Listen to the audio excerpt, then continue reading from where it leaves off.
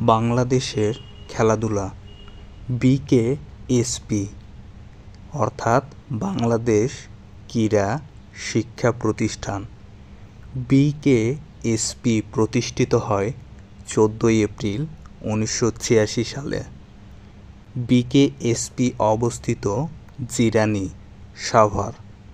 বাংলাদেশের জাতীয় খেলা কাবাডি বা হাডুডু। ঢাকা প্রথম বিভাগ ফুটবল লীগ শুরু হয় 1915 সালে।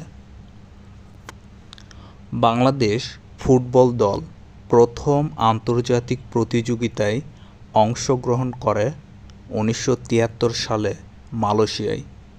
বাংলাদেশ জাতীয় ফুটবল দলের প্রথম অধিনায়ক জাকারিয়া পিন্টু।